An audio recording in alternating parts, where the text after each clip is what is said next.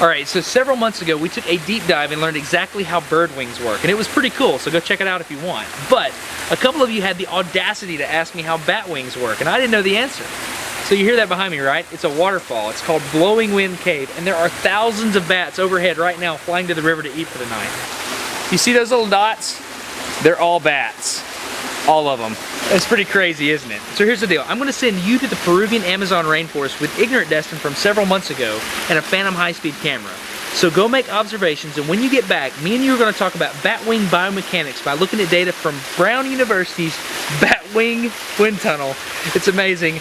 I'll see you on the flip side. This is worth your time. I'm going to the cave. So, bats.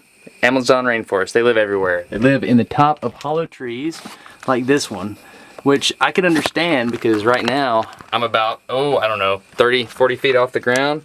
Here's Phil. Phil, what kind of tree are we in?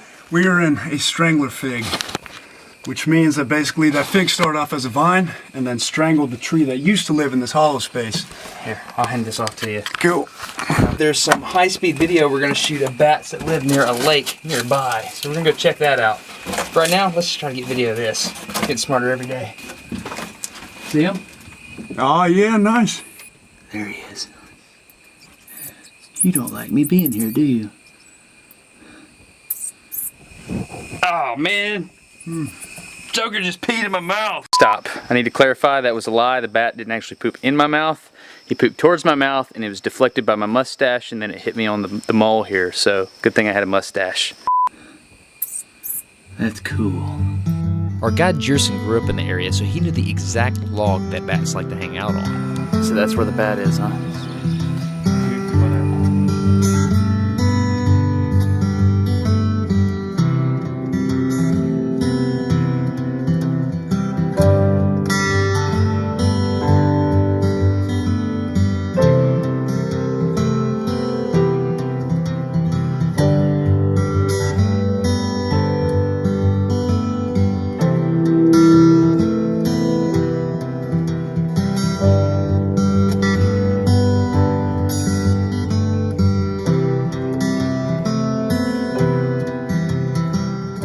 So how do bats fly differently than birds? That's the question I want to answer here.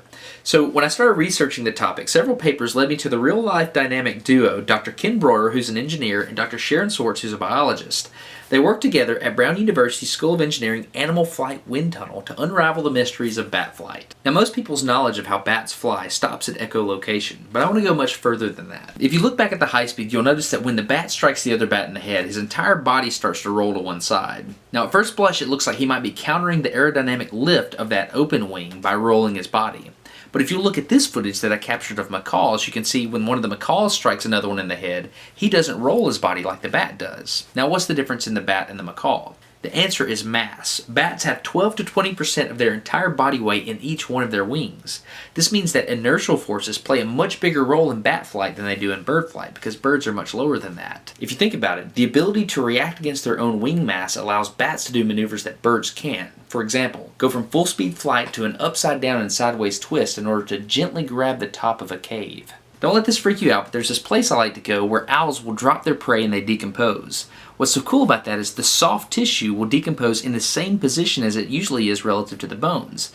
Now on this duck, that means we can check out the wing structure really well. Look at this, you can see the major bones here. What I think is cool is you can see that there's no bones that go down into the wing. Bats have an entire hand built into the wing. That means a bat has a lot more precision control over the shape of the wing relative to a bird who basically just has a few major joints and the ability to pitch each individual feather. So when you use a wind tunnel, typically you put a model right in the middle and then you'll measure the airflow over the surfaces of the model. But what do you do if your model is actually a bat and it can fly wherever it wants? How do you know where to measure? Well, the answer is you put dots on the model, or in this case, a bat. Using multiple camera angles and a little math, researchers track the position of each individual dot and can recreate a simulation of how the finger joints in the wing open and close the wing.